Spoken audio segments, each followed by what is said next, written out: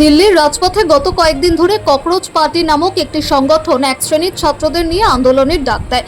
সেই আন্দোলন আজ ছড়িয়ে পড়ে গোটা দেশে, যা রাজনৈতিক মহলে এই ঘটনাকে অসাংবিধানিক, দেশবিরোধী ও দেশভাগের ব্যাখ্যা দিচ্ছে কেন্দ্রশাসিত বিজেপি দল।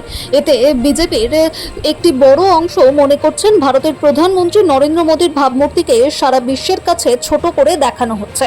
এর প্রতিবাদে আজ কাঁথি প্রভাত কুমার কলেজের সামনে থেকে পশ্চিমবঙ্গ শিক্ষা সংস্কৃতি সুরক্ষা মঞ্চের পক্ষ থেকে প্রতিবাদ মিছিল বের হয়। তাতে শামিল হয় প্রতিবাদী শিক্ষক, শিক্ষিকা, অধ্যাপক, অধ্যাপিকা, ছাত্র সমাজ, সংস্কৃতি মনস্ক মানুষজন। এই প্রতিবাদ মিছিলে যোগদান করে এবিএসআরএম, এবিভিপি সহ অন্যান্য শুভ বুদ্ধি সম্পন্ন মানুষজন। এই প্রতিবাদ মিছিলে অংশগ্রহণ করেন প্রায় শতাধিক মানুষ। কাঁথি শহর পরিক্রমা করার পরে পোস্ট অফিসের সামনে একটি প্রতিবাদী পথসভা করেন। সবাই বক্তব্য রাখেন এবিএসআরএম এর জেলা সভাপতি অমিতাভ মণ্ডল, দেবশঙ্কর কর, অধ্যাপক চন্দন মণ্ডল সহ অন্যান্য নেতৃত্বরা। দোকানপাট বন্ধ হয়, সকলকেই শিক্ষক সংগঠনের পক্ষ থেকে জাতীয়তাবাদী গৌরব অভিনন্দন জানাই। আজকের এই মুহূর্তে সকল রাষ্ট্রবাদী মানুষজন আমরা পথে নামতে বাধ্য হয়েছি, তার কারণ আপনারা সকলেই অবগত আছেন সোশ্যাল মিডিয়া, মেইনস্ট্রিম মিডিয়ার মাধ্যমে, যে গত 6 জুলাই থেকে দিল্লির যন্তর মন্তরে ছাত্র সংগঠনের নাম করে সারা দেশ, শুধু দিল্লি নয়, অরাজকতার সৃষ্টির যে চেষ্টা চলছে, তার কারণ সেই প্রেক্ষাপটগুলো আপনাদেরকে জানতে হবে।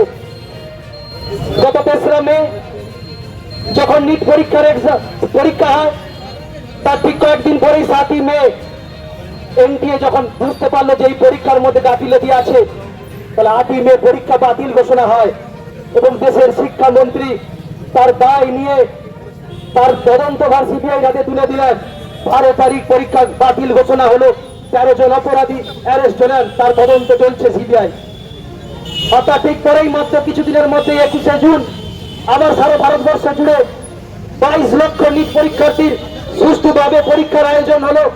কিছুদিন পরেই 16ই জুলাই সেই পরীক্ষার ফলাফল প্রকাশ পেয়ে সুষ্ঠুভাবে সারা ভারতবর্ষ জুড়েই ভর্তির প্রক্রিয়া চলছে।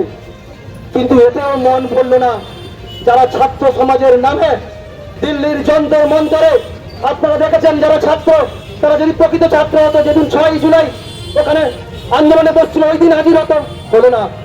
যেদিন সোনাম ওয়াংচুককে সকাল 6:30 ওখান থেকে তুলে নিয়ে যাওয়া হলো, সেদিন উপস্থিত হননি।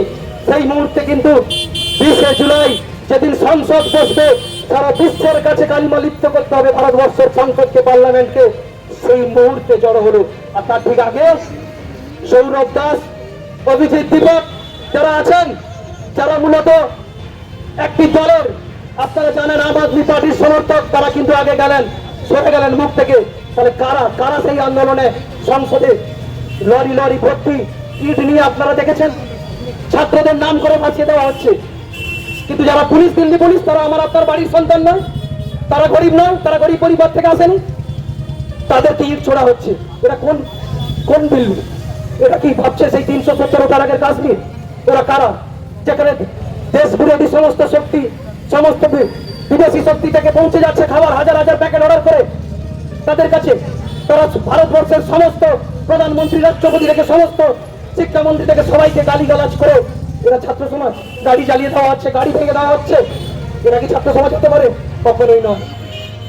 ভারতবর্ষের প্রকৃত ছাত্র সমাজ তা করতে পারে না।